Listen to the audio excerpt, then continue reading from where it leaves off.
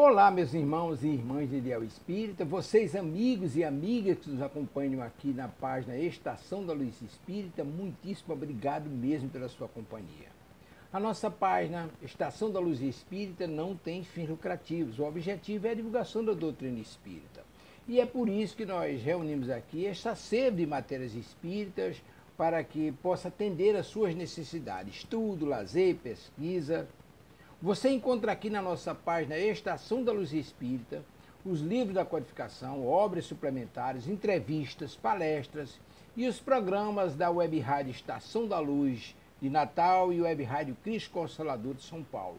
Ou seja, um acervo que atenda às suas necessidades, sem fins lucrativos. O objetivo é a divulgação da doutrina espírita. E agora eu convido você para nos acompanhar na reprodução de mais esse trabalho imperdível. Muito obrigado mesmo pela sua companhia e vamos juntos!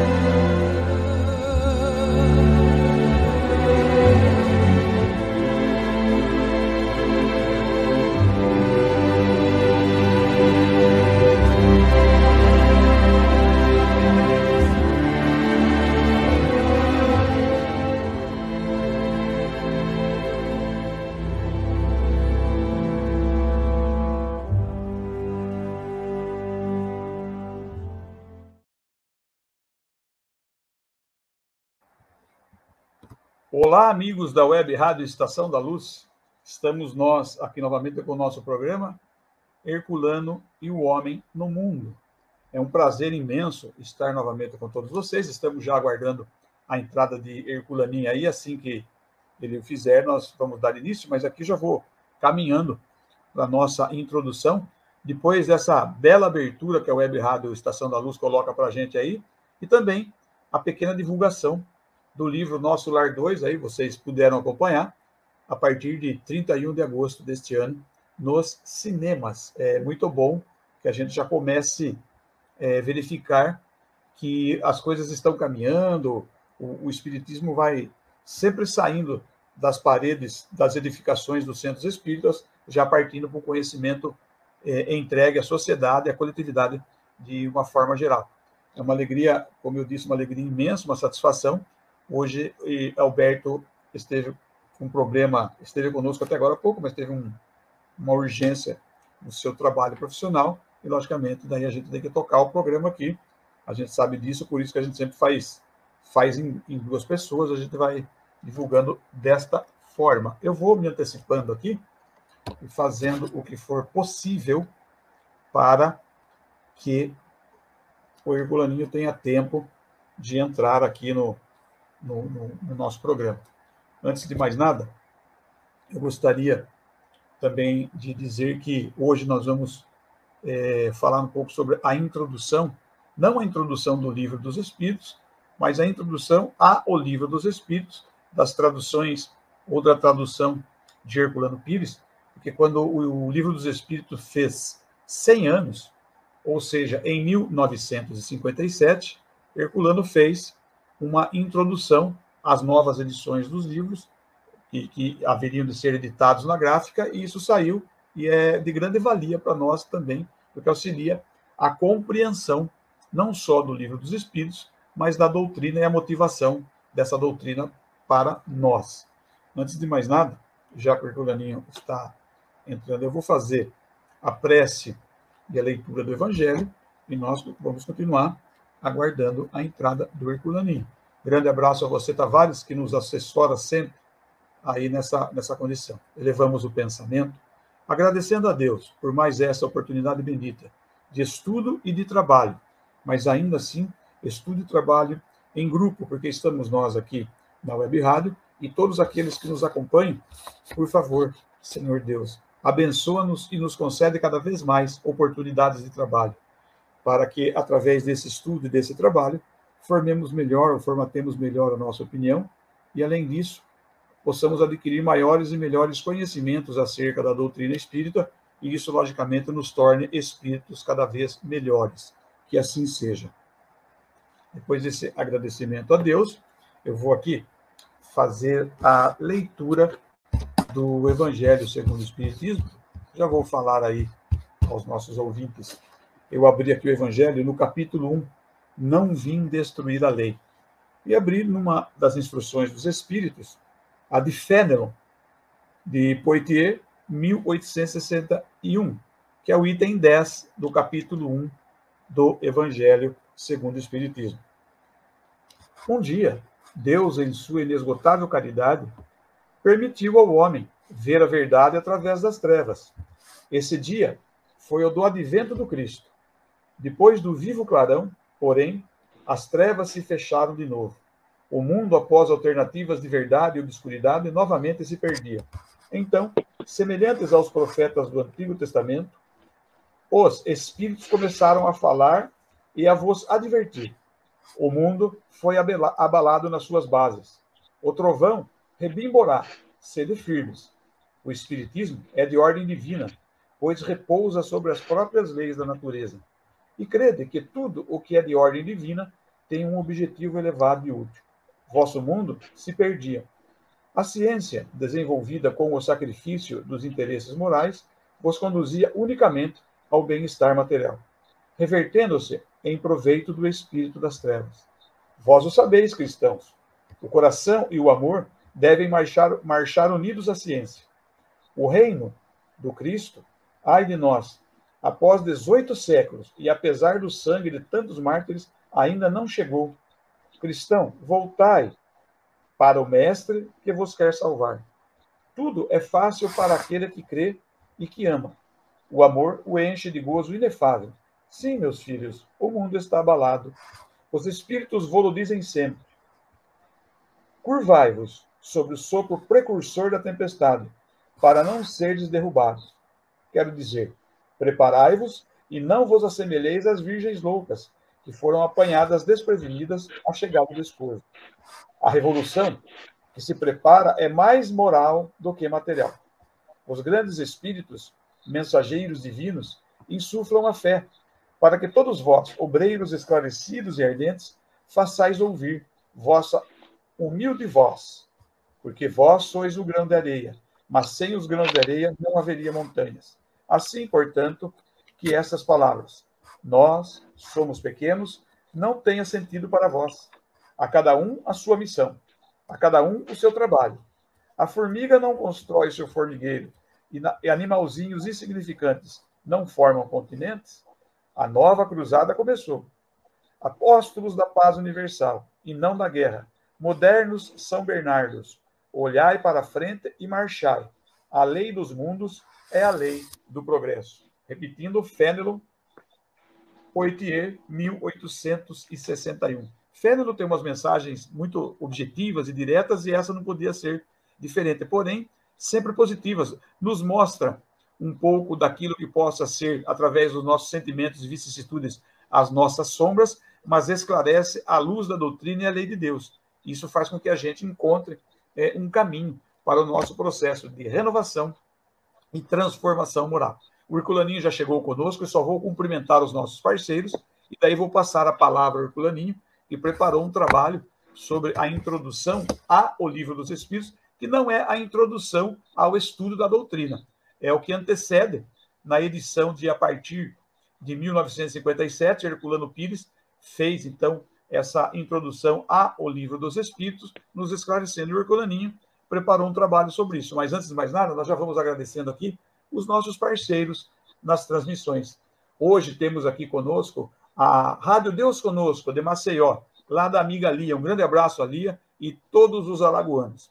Também os parceiros de sempre, o Pronto Socorro Espiritual Ramos das Neves, Alto do Rodrigues, do amigo Emmanuel, direto na sala de reunião. Um grande abraço a todos também aí do Rio Grande do Norte, e por que não falar também da nossa querida e sempre comentada aqui, Rádio Rio de Janeiro, AM 1400. Um grande abraço aí a todos os cariocas e a todos vocês. Aquele que se interessar, por favor, pode tocar o sininho, entrar no YouTube, fazer tudo aquilo que agrega valor para aquilo que realizamos no trabalho de divulgação da doutrina espírita. Herculaninho, seja muito bem-vindo. Um prazer imenso recebê-lo aqui novamente. Obrigado, amigo. Fazia tempo que eu não te encontrava também. Tudo bem? Vamos lá. Vamos lá. Bom, que você possa iniciar o seu trabalho aí. Certo. Você já deu o início, que é o que eu mais ou menos falei, né? Mas eu vou só... preparei para falar. Que nos foi pedido para apresentarmos o Livro dos Espíritos de Allan Kardec, e eu achei interessante iniciar essa apresentação com um resumo da biografia de Kardec, para conhecermos suas qualidades culturais, científicas e mais outras qualidades que ele possui, e o que o levou a iniciar suas pesquisas sobre a existência dos espíritos. Bem, escolhemos o livro de André Moreu, um dos principais biógrafos de Kardec, a apresentar sua biografia. O nome do livro é Vida e Obra do Professor Denizar Rivail.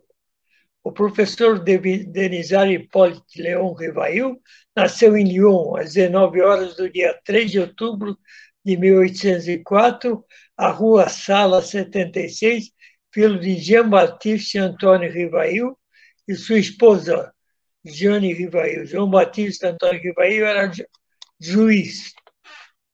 Por que Rivail passou a se interessar pelos fenômenos espíritas?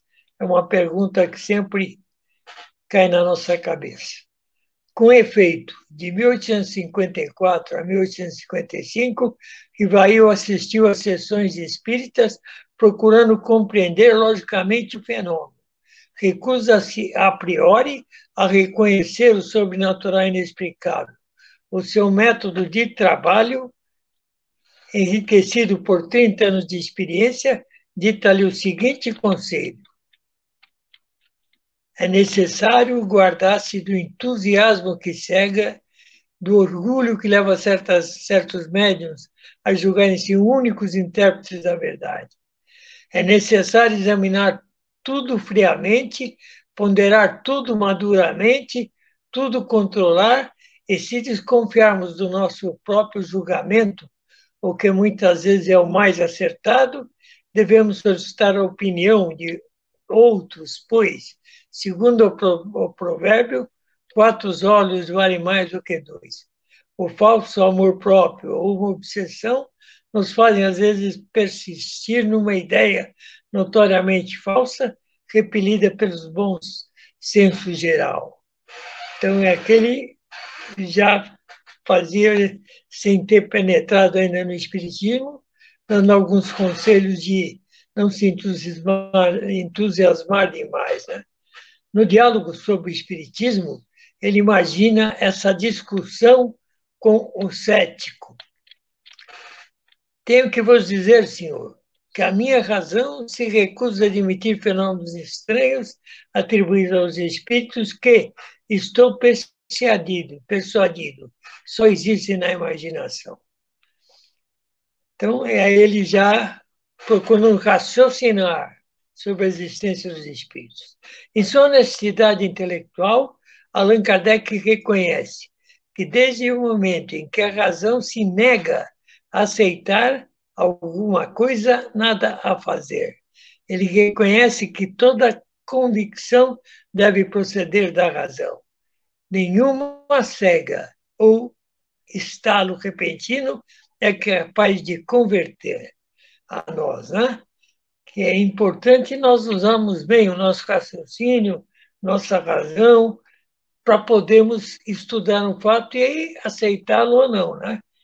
E que nenhuma atitude cega ou um estado repentino que você receba é capaz de converter a uma razão. Alguém que esteja com bem preparado para isso, né? Um minutinho só, prosegue. Em 18...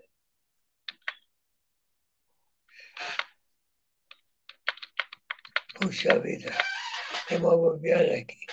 Em 1854, o Rivail ouve falar pela primeira vez das mesas girantes pela boca do senhor Fortier, magnetizador, que lhe disse um dia: eis uma coisa mais do que extraordinária. Não somente magnetizam uma mesa fazendo-a girar, mas também a fazem falar. Perguntam coisas e a mesma responde. Kardec replica: isso é outra questão. Acreditarei quando puder ver com meus próprios olhos e quando me provarem que a mesa tem um cérebro para pensar, nervos para sentir e que pode tornar-se sonâmbula. Por enquanto, seja-me permitido dizer que tudo isso me parece um conto para fazer dormir em pé. Assim começa a vida espírita de Allan Kardec, pela descrença absoluta. Allan Kardec vai assistir às sessões com a ideia de pegar em fraude essas mesas que giram e que falam. Kardec encontrou-se com o Sr. Carlotti, seu amigo, há 25 anos. Após conversarem, Kardec ficou com a seguinte preocupação. Foi Carlotti o primeiro a me falar da intervenção dos espíritos, mas só conseguiu aumentar as minhas dúvidas. Ele ainda me disse: um dia sereis do nosso. Respondi: não digo ao contrário, e veremos isso mais tarde. Kardec comenta: em maio de 1855, estive na casa da sonâmbula senhora Roger, quando fui apresentado para o senhor Patier, funcionário público de meia idade, muito instruído, de caráter sério, frio e calmo. Seu modo de falar ajuizado, isento de qualquer arroubo, causou-me excelente impressão. E quando me convidou para assistir uma reunião que realizavam na casa do Sr. Plaine, aceitei com sofregidão. Combinamos dia e hora para comparecermos juntos nessa reunião. Foi ali que, pela primeira vez, testemunhei o fenômeno das mesas que giram, pulam e correm, em condições tais algum possível. Ali também assisti a alguns ensaios muito imperfeitos de escrita mediúnica sobre uma lousa, com auxílio.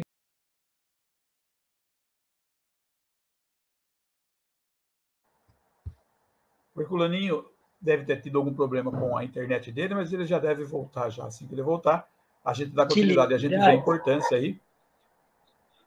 Tranquilo, Herculaninho? Tá me ouvindo? Tá me ouvindo? Tô. Pode então, falar. Tá bom. Antes de você dar continuidade, vamos falar a fonte de onde você extraiu isso aí novamente? Assim, aquele que gosta de pesquisar pode procurar. É o livro.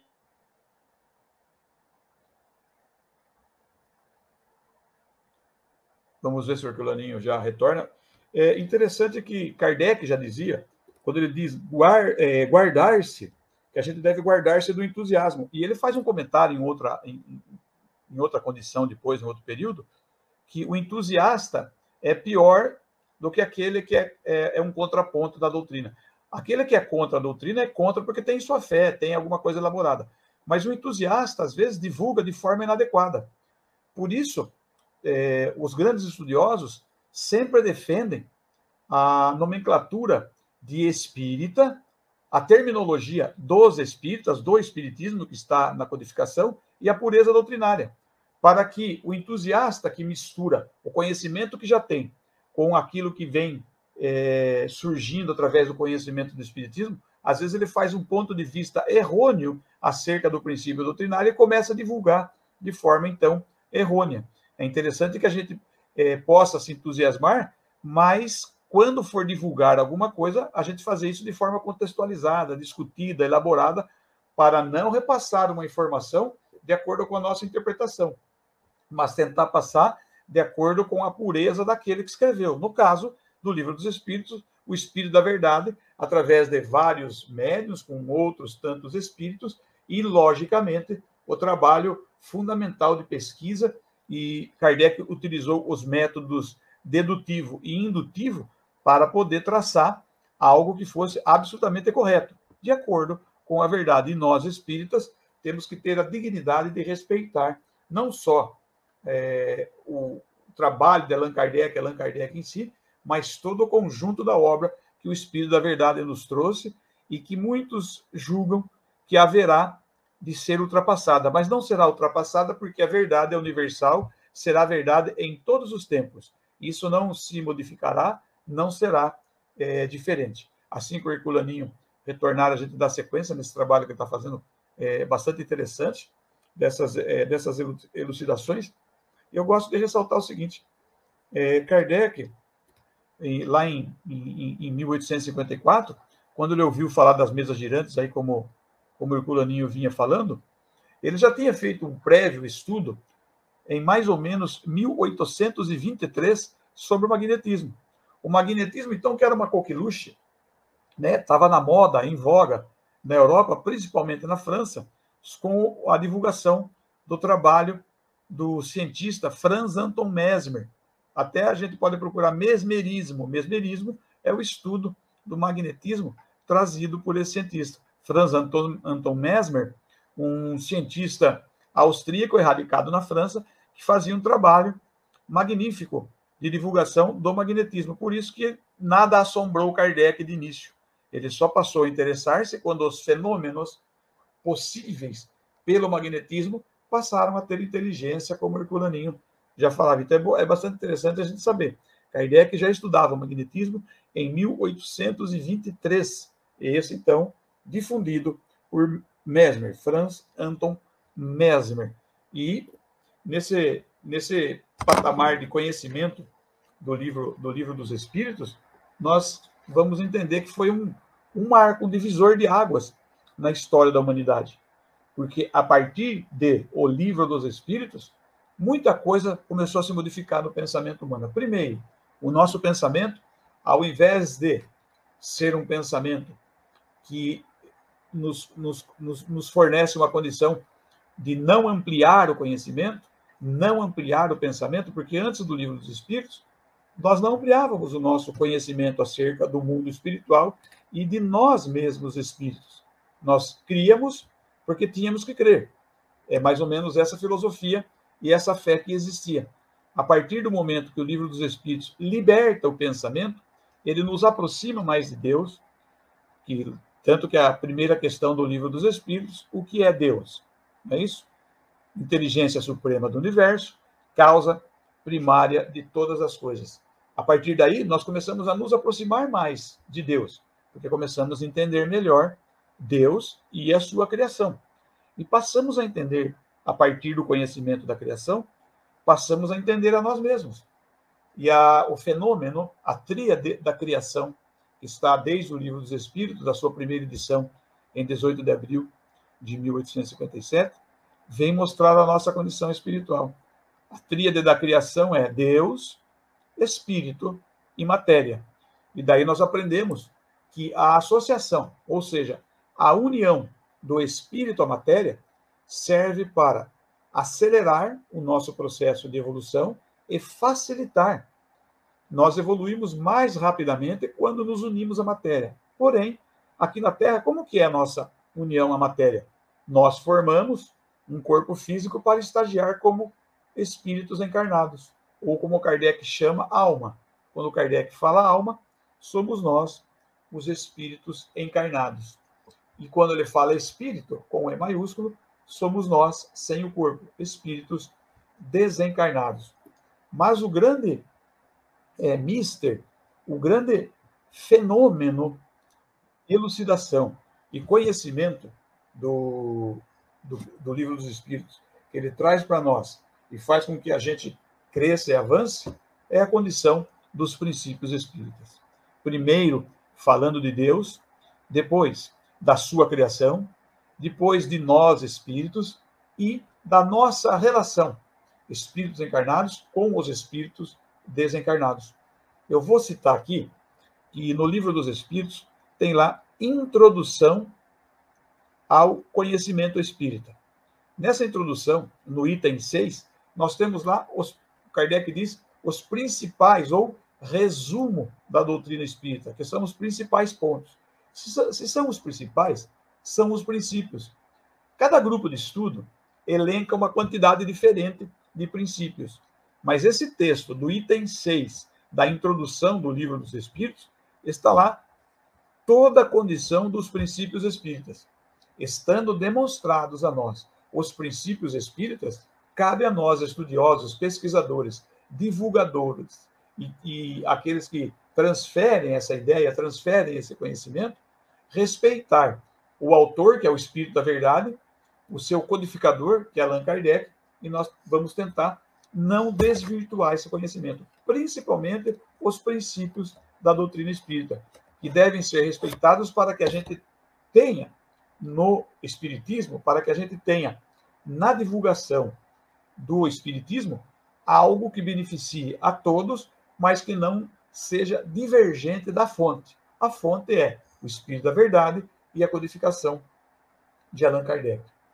E o pensamento humano, sendo relativamente liberto, por que a liberdade é relativa? Porque depende do meu grau de conhecimento, de aculturamento. E como o próprio Kardec diz no Livro dos Espíritos, a verdadeira evolução é a evolução intelecto-moral. Quanto mais eu evoluo intelectualmente e moralmente, mais eu entendo sobre Deus. Quanto mais eu entendo sobre Deus, mais eu entendo sobre a criação e sobre as suas leis, porque a criação é uma lei de Deus. E a partir desse instante que eu entendo as leis de Deus, eu saio de tudo aquilo que seja extremamente fenomênico para voltar a fenômeno científico. Eu começo a compreender melhor que as leis de Deus são nada mais, nada menos do que acontecimentos absolutamente naturais. Não são algo sobrenaturais. A humanidade tem uma tendência de mistificar o conhecimento, fazendo com que surjam possibilidades sobrenaturais. O Espiritismo, depois da edição do Livro dos Espíritos, vem desmistificar essa nossa relação para com a nossa espiritualidade, ou seja, o nosso processo de espiritualização, que é a renovação e a transformação moral. E desmistificando, faz com que a gente avance com conhecimento de causa. O nosso avanço vai sendo elaborado, vai sendo estruturado de acordo com o nosso desenvolvimento. Por isso, Kardec, ele traz 4 crivos, em tudo aquilo que tem na sua obra, passa por 4 crivos. O primeiro crivo é o conhecimento científico da época.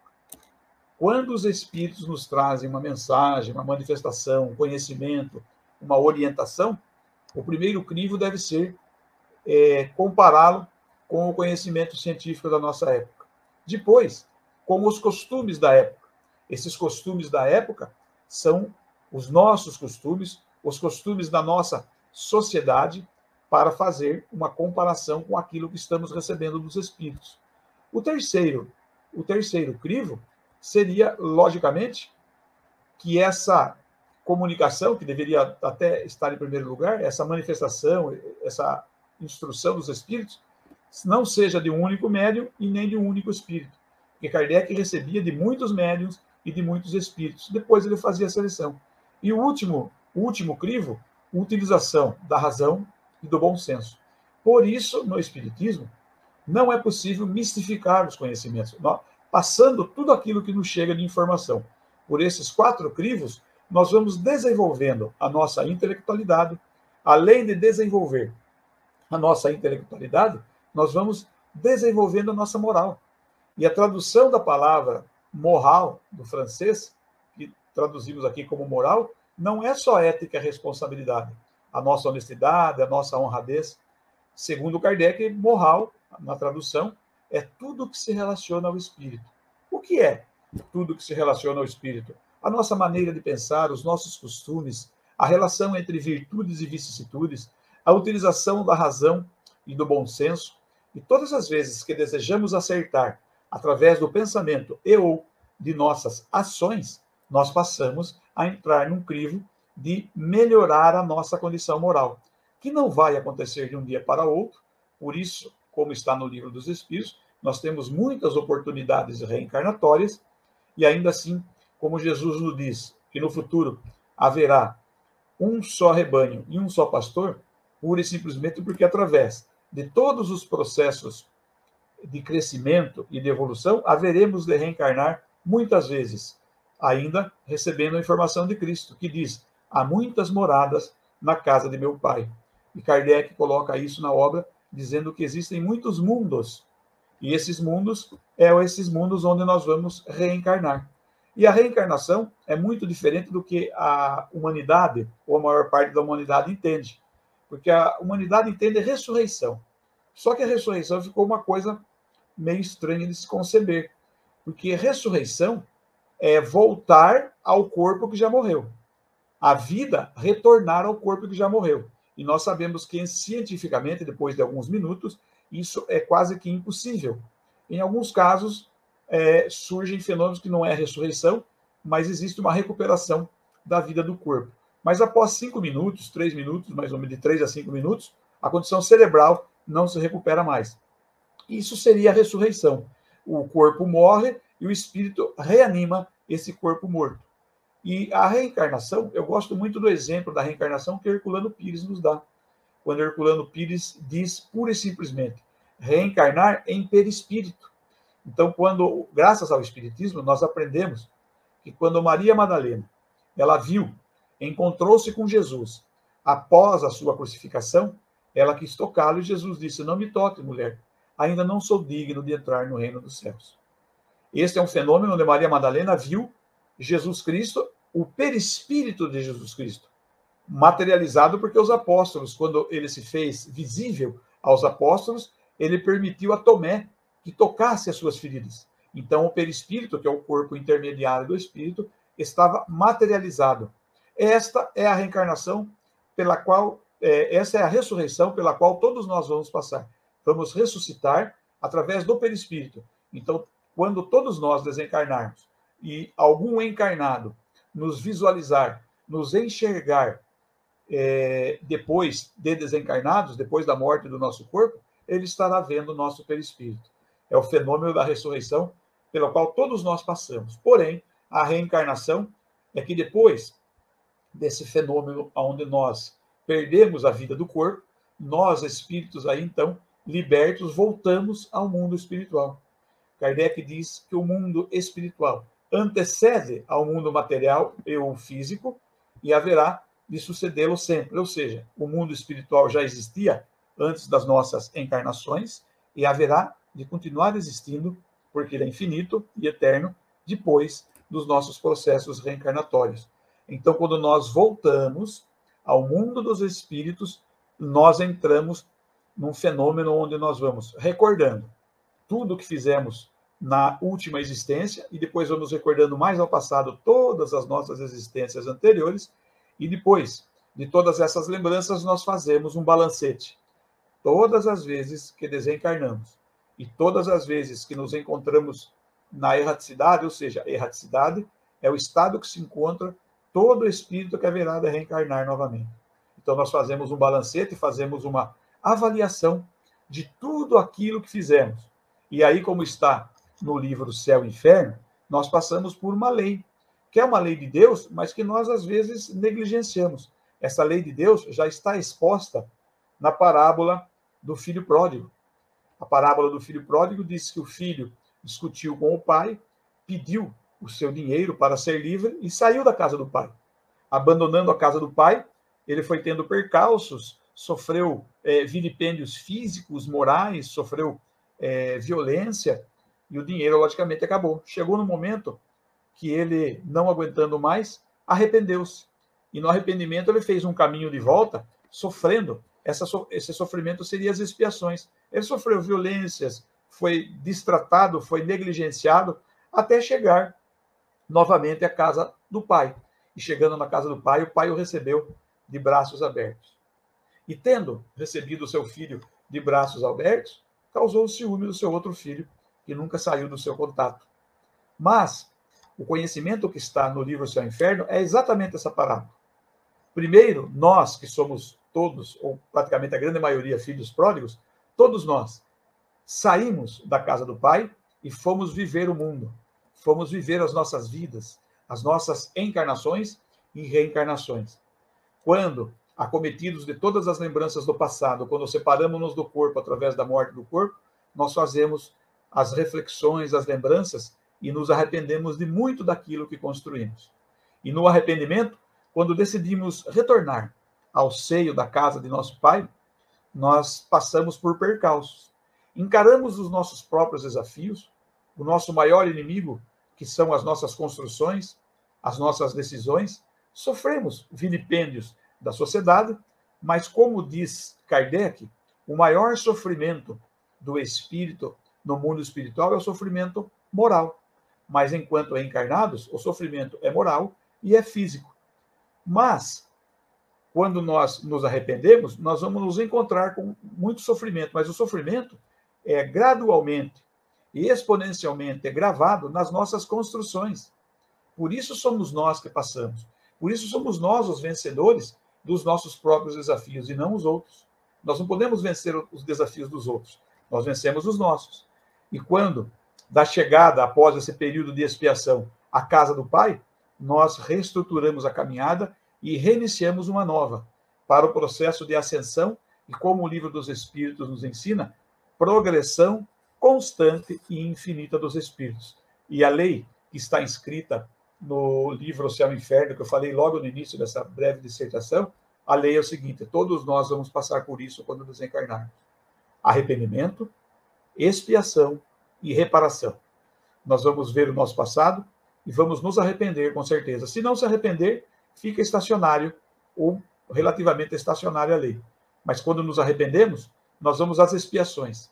Vamos sofrer as consequências das nossas construções e das nossas desconstruções. E após esse período de expiação, vamos passar pela reparação. Eu gosto muito desse exemplo que o Espiritismo dá, porque ninguém está condenado eternamente.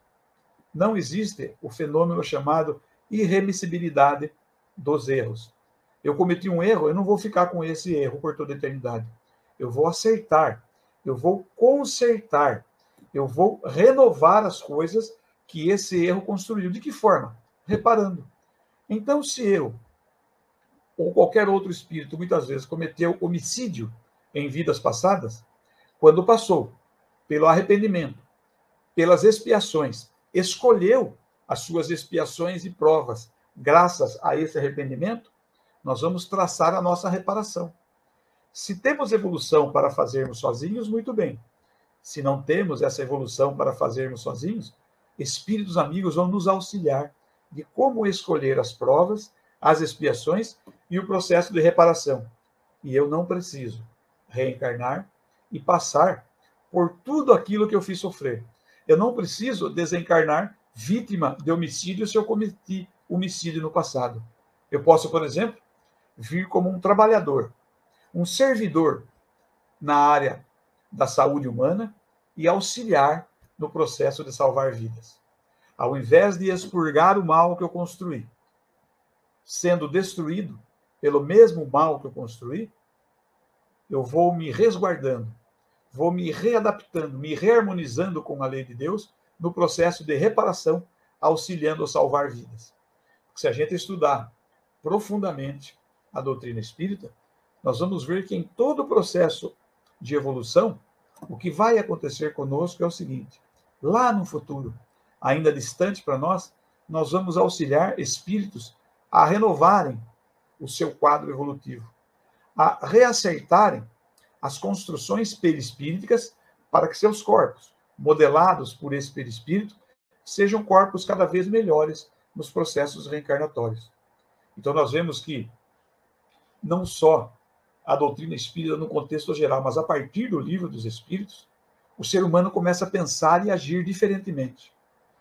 Quando a humanidade começar, pelo menos na sua grande maioria da população aqui na Terra, a entender a reencarnação e a pluralidade das existências, nós vamos ter períodos de acerto cada vez melhores. Porque nós vemos hoje ainda o materialismo falando alto, quando as pessoas querem impor as suas ideias, impor o seu ponto de vista. Nós vemos lideranças em qualquer nível hierárquico que exista, em empresas, em universidades. Nós vemos isso no quadro político mundial.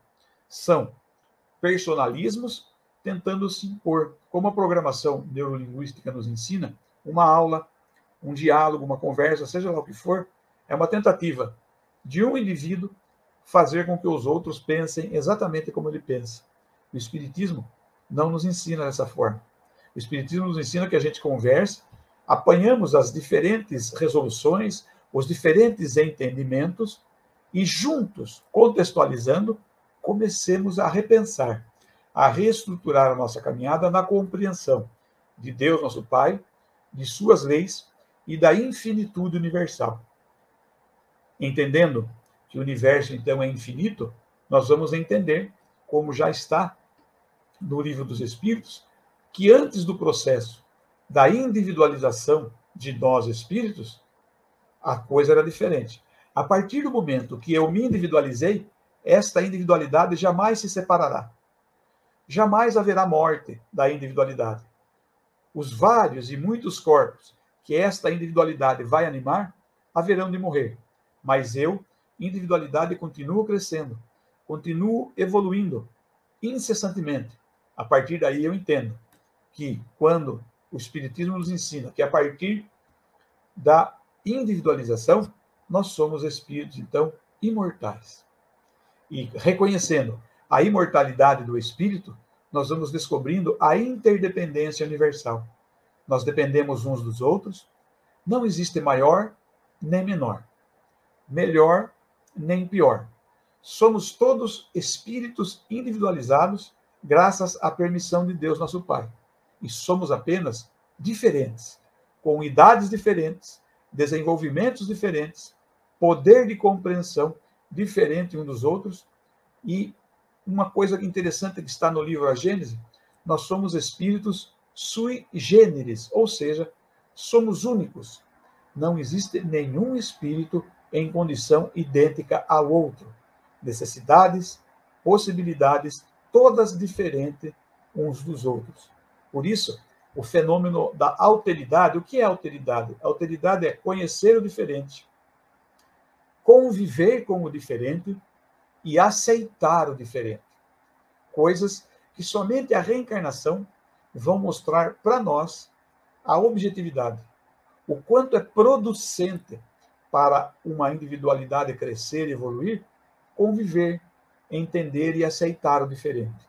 Esteja ele em que condições estiver.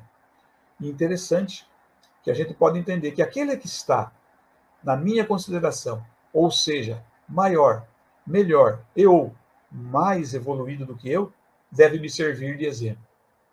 E aquele que talvez esteja numa condição um pouco inferior à minha, se assim eu avalio, não deveria, mas se assim eu avalio, que eu estenda a mão e eu traga junto comigo. Pois perante o Espiritismo, a lei da evolução é uma lei primordial. O que é uma lei primordial? É imutável. As leis primordiais são imutáveis e a lei da evolução é imutável. Tudo que é criado por Deus evolui. Os seres, as coisas e os mundos. O espírita tem a grata felicidade de poder avaliar, através do conhecimento do Espiritismo, nesses processos de avaliação, que nós aqui estamos evoluindo sim. Embora pareça que a violência aumenta, que tudo acontece, nós temos essa explicação no capítulo 18 do livro A Gênese. Quando no capítulo 18 do livro A Gênese diz: os tempos são chegados, nós começamos a entender que as coisas estão se acelerando. As efervescências materiais e de desejos de consumo e tudo isso no planeta Terra estão se acelerando e se exacerbando, para que tudo pareça ser um caos. E quando tudo parecer ser um caos, a humanidade por si só, pela condição do uso da sua consciência, do seu livre-arbítrio e da sua compreensão da infinitude e da lei reencarnacionista, haverá de cada individualidade começar a traçar a sua meta. E a sua meta será aquela que está na lei de Deus, exemplificada no livro Céu e Inferno. Nós vamos nos arrepender, vamos expiar e vamos buscar a reparação. E no mundo de regeneração, a reparação será um pouco mais fácil, porque todos querem crescer, todos querem evoluir. Aqueles que absolutamente só querem a destruição e a negatividade já haverão de estar separados, não porque outros vão fazer com que eles sejam isolados.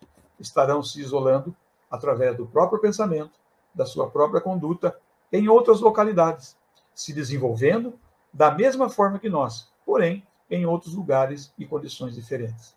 E eu gosto muito também da dissertação, da escrita de Herculano Pires, nessa introdução ao livro dos Espíritos, quando ele diz que a codificação se apresenta, pois, como um todo homogêneo e consequente. Existe uma homogeneidade e a consequência disso. Se é consequente, não adianta eu resistir. Mesmo que eu resista, eu vou resistir por ignorância. Eu gosto de lembrar da questão 120 do Livro dos Espíritos, quando o Espírito da Verdade, perguntado por Kardec, quando Kardec pergunta, todos os espíritos, para chegarem ao crivo do bem, haverão de passar, para chegar ao bem, haverão de passar pelo crivo do mal? E o Livro dos Espíritos responde, não ao crivo do mal, mas o da ignorância. Os espíritos puros, mais evoluídos, nos veem nas nossas dificuldades como ignorantes. Por isso, eu sempre parabenizo aqui a Web Rádio Estação da Luz, esse programa Herculano e o Homem no Mundo, que faz com que a gente pense, repense, e quando nós pegamos o conhecimento que Herculano Pires ajuda a identificar na doutrina dos espíritos, facilitando a nossa compreensão, e como eu digo, as traduções de Herculano Pires têm uma coisa de que ele compreende a vivência aqui no Brasil, porque era brasileiro, e de toda a dissertação, toda a verbalística e toda a escrita da língua portuguesa. Tanto que nós temos aí os nossos amigos portugueses que se utilizam também da tradução de Herculano Pires, pois Herculano Pires vive e sente, na sua última passagem pela Terra, as situações de nós brasileiros, sul-americanos. E quando traduz, consciente ou inconscientemente, ou subsequentemente, como um fenômeno consequente, por consequência, ele nos traz aquilo que está muito próximo da maneira com que pensamos, da maneira com que sentimos. Que esse livro dos Espíritos possa trazer para nós, como trouxe para mim, para o nosso companheiro Alberto, que sempre está conosco aqui. Alberto disse que se um dia ouvirem dizer que ele não é mais espírita, que possam fazer uma avaliação na sua condição emocional, ou talvez na sua condição psíquica. É até uma brincadeira que ele faz, mas na sua seriedade. Porque tanto para mim, quanto para a maioria dos espíritas, o Livro dos Espíritos foi e é verdadeiramente um divisor de águas. A minha individualidade antes do conhecimento do Espiritismo e a minha individualidade após o conhecimento do Espiritismo. Como diz Santo Agostinho, na exemplificação do Livro dos Espíritos, nós podemos todas as noites fazer uma avaliação da nossa vida. Existe uma receita para que eu me melhore como espírito? Existe. Aquilo que Santo Agostinho ensina no Livro dos Espíritos. Todas as noites eu faço uma retrospectiva do meu dia e para sintetizar, porque o texto é longo, mas deve ser estudado, e para sintetizar, o que eu faço? Aquilo que eu fiz de errado, vou tentar não fazer novamente. E aquilo que eu fiz de certo, vou repetir e melhorar cada vez mais. E Santo Agostinho diz que fazia isso quando estava encarnado dentre nós. Então ele diz, quando eu estava encarnado dentre vós, eu fazia assim. E nós vamos fazer isso, queiramos ou não, quando desencarnarmos. Então, por que não começar a treinar agora? Fazer treinamentos. Trabalhar na caridade, que o Livro dos Espíritos nos ensina qual é a verdadeira caridade. Benevolência para com aquele que necessita. Indulgência para com todos. E perdão das ofensas. Essa é a verdadeira caridade. E Kardec diz, fora da caridade não há salvação. Porque é a caridade que vai nos mostrar verdadeiramente o que é o amor. Nós só estaremos verdadeiramente amando quando aprendermos o que é caridade. E algo que é extremamente importante que nós espíritas, além de conhecermos, possamos exteriorizar além de nós, é o que Kardec diz também no Livro dos Espíritos. A verdadeira fé é aquela capaz de encarar a razão face a face em todas as épocas da humanidade. E com isso, e com todos os conhecimentos dos princípios espíritas, a unicidade de Deus, Deus é único, a existência de Deus e todo o conhecimento espiritual que existe na obra toda, eu vou me tornando cada vez mais feliz. Porque o Espiritismo não traz uma notícia ruim, não traz uma notícia negativa. E tudo aquilo que é atribuído ou considerado como mal, jamais é construção de algo que seja superior. O que é mal é a incompreensão do bem e as realizações fora do bem passam a ser mal. Não existe um ser chamado demônio, que, se isso fosse verdade, nós estaríamos quase aqui equiparando a Deus. O Espiritismo explica que existem espíritos maus. O que são os espíritos maus, então? Segundo a questão 120, são espíritos ignorantes, que ignoram o que é benfazejo dentro do amor, dentro da paz, da fraternidade, do carinho, da fé, da esperança. E a esperança que o Espiritismo nos dá, que ninguém haverá de me julgar. Esse conhecimento espírita, para mim, é fantástico. Quando ninguém me julga, o pior juiz que eu vou encontrar é a minha própria consciência. A minha consciência me cobrando em todos os momentos dos meus erros, dos meus desacertos. E, logicamente, a utilização da inteligência e do livre-arbítrio, eu vou escolhendo melhor os meus caminhos para que a consciência, então, deixe de me cobrar dos erros que cometo para acender a luz do futuro. Do futuro onde eu sou mais alegre, mais feliz, sou aquele que tem maior autoestima, reconhecendo que a autoestima é aquilo que eu penso e sinto acerca e a respeito de mim mesmo, não o que o outro pensa. O que os outros pensam a respeito de nós é problema deles, e o que eu penso a respeito dos outros é problema meu. O que importa na autoestima é o que eu penso e sinto a meu respeito. E conhecendo o Espiritismo na sua essência e na sua profundidade, eu vou desenvolvendo a alegria de viver. A alegria de viver como encarnado, aqui no mundo material, ou como desencarnado, no mundo espiritual. E essa alegria de viver passa a ser progressivamente e adequada à minha condição íntima. Então eu começo a ver novos horizontes, eu começo a descobrir novas fórmulas em mim mesmo, conhecendo melhor a minha essência, conhecendo melhor como é a criação do Espírito, eu me aproximo de Deus. E me aproximo cada vez mais de Deus quando eu aprendo a amar. E amando, quanto mais eu amo, logicamente, eu consigo evoluir mais rapidamente. O Espiritismo, então, ele não traz nenhuma informação negativa. Só há algo negativo na doutrina quando eu encaro todas as minhas construções negativas e a minha consciência me cobra. Mas mesmo assim não é negativo. Porque se a consciência me cobra por uma possibilidade de acerto, favorecendo o acerto, mexendo com as minhas vicissitudes, para que, sofrendo com o pensamento nas minhas vicissitudes, eu tenha a porta aberta para a liberdade, para deixar de sofrer, adquirindo mais consciência ainda. E nesse fenômeno, me renovando, num processo de transformação e renovação moral, todos os dias e todos os instantes. Não somos todos que fazemos isso.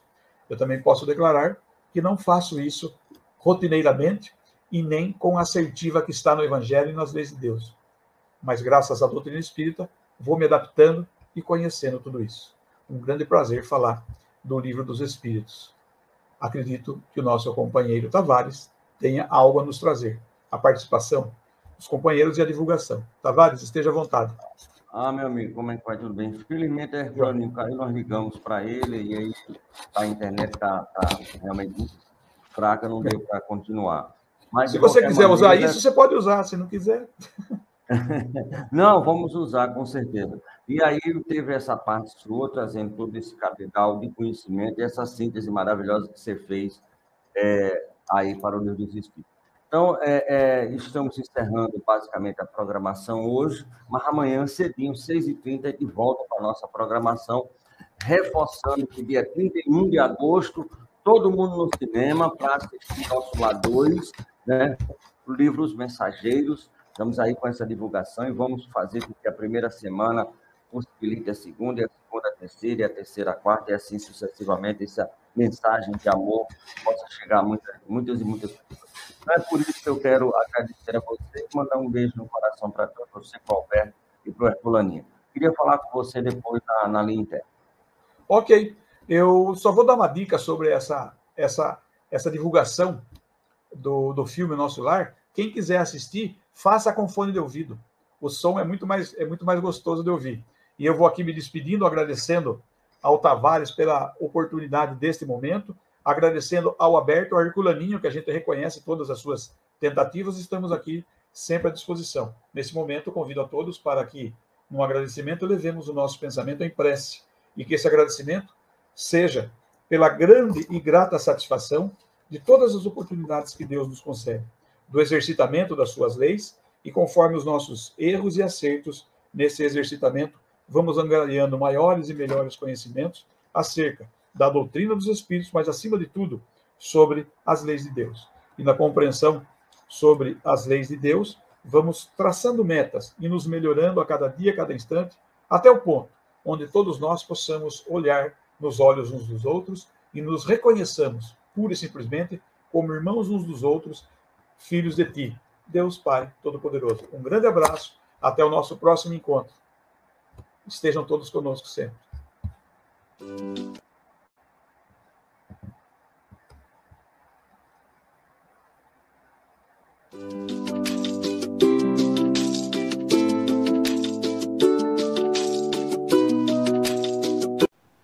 Chegamos ao final da nossa atividade. Muitíssimo obrigado mesmo pela sua companhia e espero você no próximo evento.